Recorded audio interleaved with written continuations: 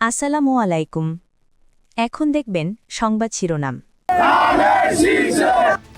বগুড়ার শাহজাহানপুরের পথসভায় BNP chairman Tarique Rahman যোগ দেবেন সিরাজগঞ্জ ও টাঙ্গাইলের নির্বাচনী জনসভায়ও।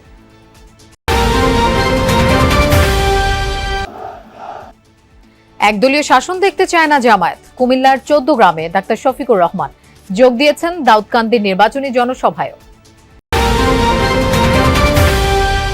সারা দেশে বিরামহীন গণসংযোগ চালাচ্ছেন প্রার্থীরা। ভোটারদের মন জয়ে প্রতিশ্রুতির পাশাপাশি তুলে ধরছেন নানা পরিকল্পনা।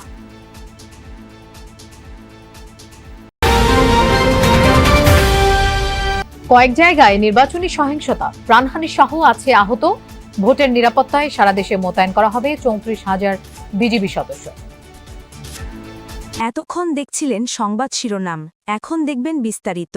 উত্তরবঙ্গে আজও নির্বাচনী প্রচারে ব্যস্ত বিএনপি চেয়ারম্যান তারেক রহমান। কিছুক্ষণের মধ্যেই তিনি পৌঁছাবেন সিরাজগঞ্জ বিসিক শিল্প পার্কের জনসভায়। প্রথমে সিরাজগঞ্জ এবং পরে টাঙ্গাইলে নির্বাচনী জনসভায় যোগ দেবেন বিএনপি চেয়ারম্যান। বর্তমানে বগুড়ার শেরপুর উপজেলার একটি পথসভায় বক্তব্য রাখছেন তিনি। এর আগে জেলার শাহজাহানপুর উপজেলায় একটি পথসভায় অংশ নেন তারেক রহমান। উপস্থিত জনগণের উদ্দেশ্যে রাখেন সংক্ষিপ্ত বক্তব্য। এ সময় শাহজাহানপুর এলাকায় বিএনপি মনোনীত প্রার্থীকে পরিচয় করিয়ে দেন তিনি। আগামী নির্বাচনে ধানের শীষকে বিজয়ী করতে ভোটারদের প্রতি আহ্বান জানান তারেক রহমান। বিএনপি চেয়ারম্যানকে স্বাগত জানাতে এবং তার বক্তব্য শুনতে ঢাকা রংপুর মহাসড়কের ভিড় করেন স্থানীয় নেতাকর্মীরা।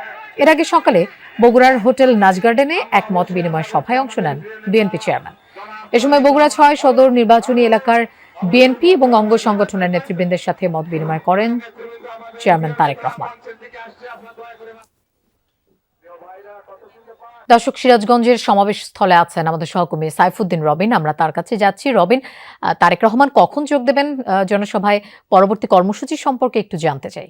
ইতিমধ্যেই বগুড়া থেকে রওনা হয়েছে, কিন্তু বগুড়ার পথে পথে সেই সাধারণ মানুষের ব্যাপক ভিড়, সেই ভিড় ঠেলেই বিএনপি চেয়ারম্যান তারেক রহমানকে এগিয়ে আসতে হচ্ছে এই সিরাজগঞ্জের বিসিক শিল্প পার্কের সমাবেশে, যেখানে পুরোপুরি বলা চলে এত খরতাপ, সেই খরতাপের মধ্যেই নেতাকর্মীরা আসতে শুরু করেছেন যমুনা পাড়ের এই সমাবেশে। এবং অন্যদিকে মঞ্চ প্রস্তুত বিএনপি চেয়ারম্যান তারেক রহমানকে স্বাগত জানাতে, যিনি দীর্ঘ ২ দশক পর আসছেন এই সমাবেশে। আমি একটু কথা বলবো ছাত্রদলের সাবেক সাধারণ সম্পাদক আমিরুল ইসলাম খান আলীম, যিনি একজন সংসদ সদস্য প্রার্থীও।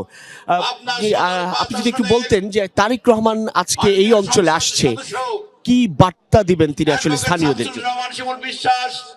আমি মনে করি আজকের বার্তা হচ্ছে প্রত্যেকটি নেতা কর্মী ঐক্যবদ্ধ হয়ে ধানের শীষের বিজয় রচনা করতে সবাই যেন আন্তরিকতা নিয়ে একসাথে কাজ করে, এই বার্তাটাই আমরা এখন প্রত্যাশা করি। নেতা কর্মীরা কতটা উজ্জীবিত হবে নির্বাচনকে সামনে রেখে? বিএনপির নেতা কর্মীরা এমনই উজ্জীবিত আছে এবং আজকে তারেক রহমানের আগমন উপলক্ষে যে বার্তা উনি দিবেন, সেই বার্তা নেতা কর্মীদেরকে আরো আনন্দিত করবে, ঐক্যবদ্ধ করবে এবং বিজয়ের ছিনিয়ে আনার জন্য সবাই যার যার অবস্থান থেকে শক্তিশালীভাবে লড়াই করবে। কথা বলছেন আমিরুল ইসলাম খান আলীম, যিনি ছাত্রদলের সাবেক কেন্দ্রীয় নেতা এবং সেই সঙ্গে এখানকার অর্থাৎ সিরাজগঞ্জের ৬টি সংসদীয় আসনে একটি থেকে প্রতিদ্বন্দ্বিতা করছেন। বিএনপি চেয়ারম্যান তারেক রহমানের কাছে এই অঞ্চলের মানুষ অনেক ধরনের প্রত্যাশা নিয়ে অপেক্ষায় আছেন। এই অর্থে স্বাভাবিকভাবে এই উত্তরবঙ্গের প্রবেশদ্বার খ্যাত এই সিরাজগঞ্জে নানান ধরনের সমস্যা রয়েছে, সংকট রয়েছে। তাঁত শিল্প, দুগ্ধ শিল্প কিংবা কর্মসংস্থান সৃষ্টির জন্য এই যে এখন পর্যন্ত অব্যবহৃত হয়ে পড়ে থাকা বিসিক শিল্প পার্ক, সেই সব নিয়ে তিনি তার পরিকল্পনার কথা তুলে ধরবেন এবং আশ্বস্ত করবেন আগামী দিনে সরকার গঠন করলে তিনি এই অঞ্চলের জন্য কি করবেন সেসব পরিকল্পনা হাজির করে। এই সিরাজগঞ্জ সমাবেশ শেষে ঢাকায় ফিরবেন। ঢাকায় ফেরার পথে ঢাকা টাঙ্গাইল মহাসড়কে আরো একটি কর্মসূচি, আরো একটি নির্বাচনী জনসভায় যোগ দেবেন বিএনপি চেয়ারম্যান তারেক রহমান। রবিন, আপনাকে ধন্যবাদ আমাদের সাথে যোগ দেওয়ার জন্য। একদলীয় শাসন দেখতে চায় না জামায়াত। 18 কোটি মানুষের বিজয়ী হবে 11 দলীয় ঐক্যের বিজয়। কুমিল্লা 14 গ্রামের জনসভায় বক্তব্যে একথা বলেছেন জামায়াতের আমির ডাক্তার শফিকুর রহমান।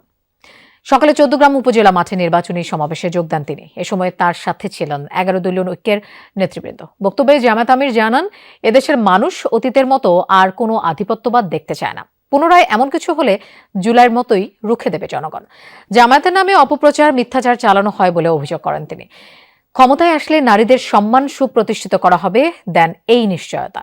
এরপর জামায়াতের আমির যান কুমিল্লার নিমসার ও দাউদকান্দির এলাকার নির্বাচনী জনসভায়। এ সময় তিনি বলেন, পচা রাজনীতির বন্দোবস্ত আর চলতে দেয়া হবে না। যেখানে অসংখ্য বন্ধু থাকবে কিন্তু কোনো প্রভু থাকবে না, এমন বাংলাদেশ গড়ার আহ্বান জানান তিনি। বলেন, অত্যাচারীদের সাথে চোখে চোখ রেখে কথা বলতে হবে।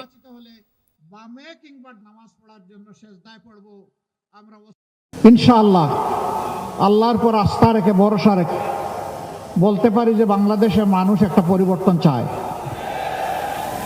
এবং 13 তারিখ থেকে বাংলাদেশের মানুষ একটা পরিবর্তন দেখতে চাচ্ছে। আমরা দলীয় কোনো শাসন এই দেশে দেখতে চাচ্ছি না। আমরা জামাতে ইসলামীর বিজয় চাচ্ছি না। 18 কোটি মানুষের বিজয়ী হবে আমাদের 11 দলের সবার বিজয়। দর্শক, দাউদকান্দির জনসভা শেষে ঢাকার কেরানীগঞ্জের দিকে যাচ্ছে জামায়াত আমির। বহরের সঙ্গে আছেন আমাদের সহকর্মী ফয়সাল মাহমুদ। আমরা তার কাছে যাচ্ছি। ফয়সাল, জামায়াত আমিরের আজকের দিনের বাকি যে কর্মসূচিগুলো আছে সেগুলো সম্পর্কে একটু জানতে চাই।